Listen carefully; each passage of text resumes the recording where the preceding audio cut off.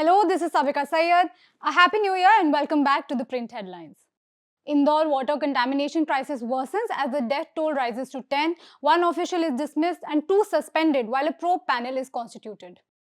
Anti-graft ombudsman Lokpal cancels its controversial tender to procure 7 luxury BMW cars worth around 5 crore rupees following backlash from opposition parties and civil society. Panic grips Nalagarh in Himachal Pradesh after a blast occurs near a police station in Solan district.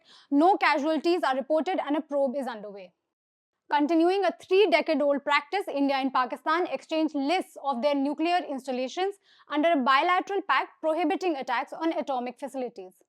Rajasthan police seized 150 kilograms of ammonium nitrate, cartridges and safety fuse wire from a vehicle in Tong district. 2 persons are arrested.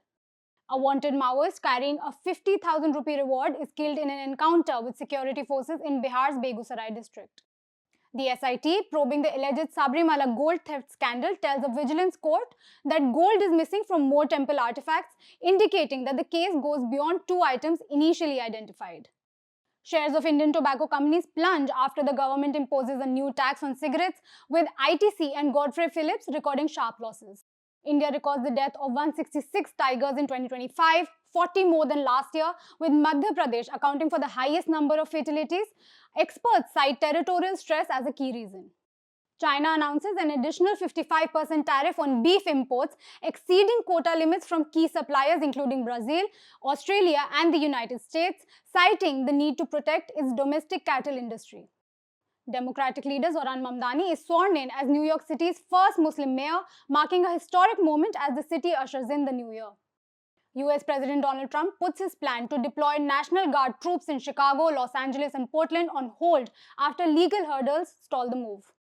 United States imposes sanctions on 4 firms operating in Venezuela's oil sector and designates 4 oil tankers accused of serving President Maduro's government. Taiwanese President Lai Ching-te vows to defend Taiwan's sovereignty against China's expansionist ambitions following Beijing's live-fire military drills around the island. Ukrainian President Zelenskyy says Ukraine wants the war to end but will not accept a weak peace deal that could prolong the conflict.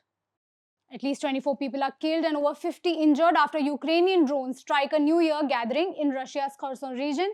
Moscow claims 168 drones are intercepted overnight. Dozens are feared dead after a powerful explosion tears through a crowded bar during a New Year's Eve party at a Swiss ski resort. Investigations are underway. Bulgaria formally adopts the euro nearly 20 years after joining the European Union, ending the use of its historic lev currency. Sriram Raghavan's Ikkis releases in theatres, with Agastya Nanda making his first lead appearance as Paramveer Chakra awardee 2nd Lieutenant Arun Khetrapal. Early trends show advance bookings near 1 crore rupees.